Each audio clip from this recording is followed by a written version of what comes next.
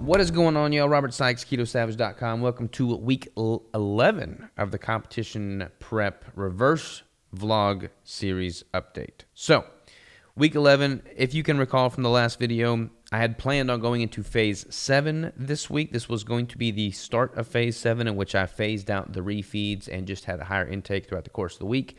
However, I opted to not quite transition into phase 7 just yet. I called an audible there. Main reason being, the week prior, the last week that we talked about, week 10, I just totally blew out the macros, as I was transparent with y'all in saying. And I kind of wanted to get a good baseline at the conclusion of phase 6 before I transition into phase 7. So I decided to just clean things up this week, but continue to do the refeed this week and have that solid baseline to round out phase 6 before moving to phase 7 officially. Now that I've been thinking about it, I may actually do one more week in phase 6. So I'm kind of undecided. What I might do is just have a total of 12 weeks in phase 6 and then transition to phase 7 at the week 13 mark, which is kind of what I'm leaning towards. Honestly, having the refeed this week worked out well anyways, because I did a whole bunch of physical labor on the homestead this weekend. So it was kind of nice having that additional refeed to look forward to this week. So that's another reason I incorporated a refeed this week as well.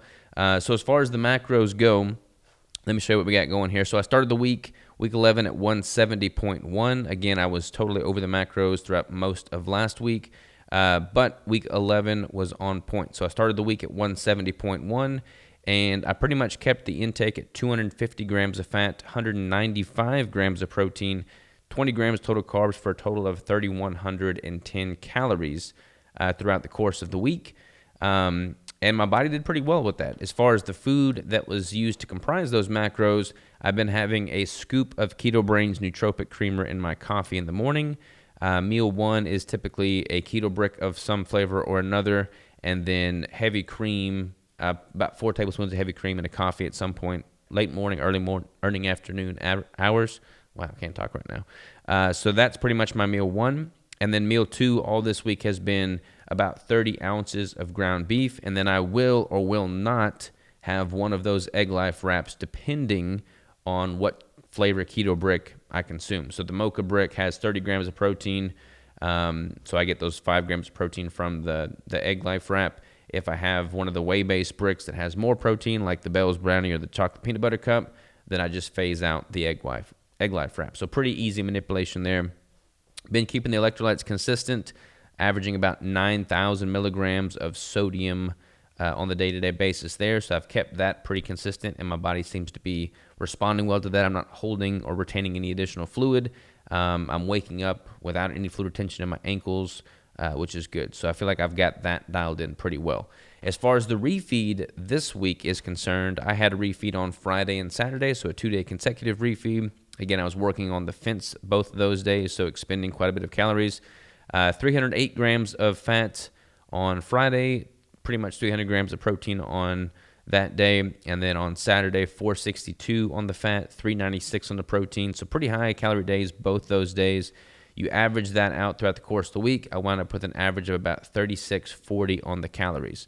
But my weight was consistent pretty much throughout the entire week. So I feel like the 3,100 calorie mark for my weight at 167, I'm pretty much more or less at a maintenance intake there. And as I said in the prior video, I like the way I'm looking now at the 165 to 170 window. So I'm probably going to level out at around, 3,600 calories, again, is what I averaged throughout the course this week. So somewhere between, I would say, 3,300 and 3,800 calories is probably where I'm going to wind up as an average for the maintenance intake to maintain that weight and composition at the conclusion of this reverse. Depending on how aggressive I want to get with the surplus in phase 7 and beyond, I can kind of adjust that and let you know what I do there accordingly. But right now I'm feeling pretty good at that intake, not super food focused, and I have a lot more energy. My training's been great. My recovery's been great, and everything's been responding very, very well from that standpoint. Definitely filled out a lot more. My cheeks are fuller. My muscles are fuller, but I still have quite a bit of vascularity and separation throughout the muscles. So speaking of that, let's just jump over here to some pictures real quick. So these pictures were taken at a weight of 167 pounds. So this is a pretty good reflection of what I'm looking like right now at this caloric intake.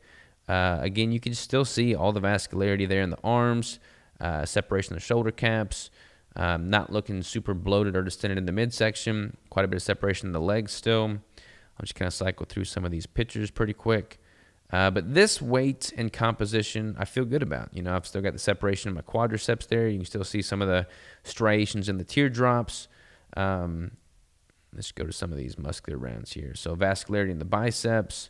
Still have a little bit of vascularity there in the abs too, which is kind of crazy. Much more faint than it was at the conclusion of the prep, obviously, but still looking pretty good from a reverse diet standpoint.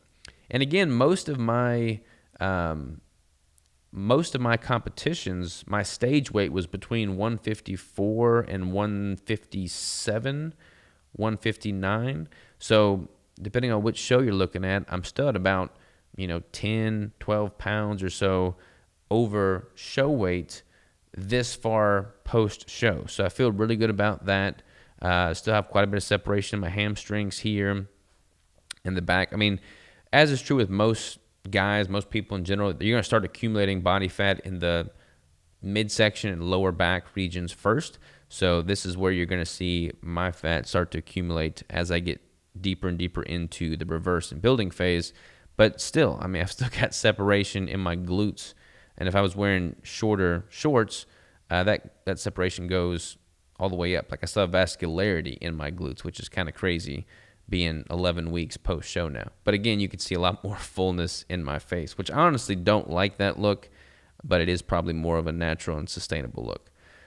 So there are the pictures, there are the macros, and these are the foods that I've used to hit those macros. So that's what we've got cooking for week 11.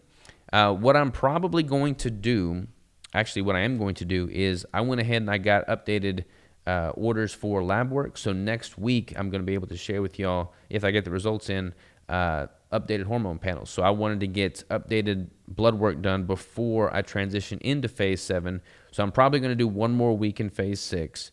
During that week, I'll get my updated lab work drawn, which includes total testosterone, free testosterone, estradiol, sex hormone binding globulin, and a full comprehensive lipid panel. So I'll be able to have all of that data before I transition to phase 7. Now that I'm eating more food, I'm kind of curious to see what those numbers have bounced back to. And then I'll get additional blood work done after the whole reverse diet is over, and I'll be able to share that with y'all as well. So thank y'all for tuning in. That is a wrap on week 11 of the reverse diet series. And we will keep playing it by ear, and I'll keep letting y'all know what adjustments and tweaks we are making, but feeling pretty good with everything thus far.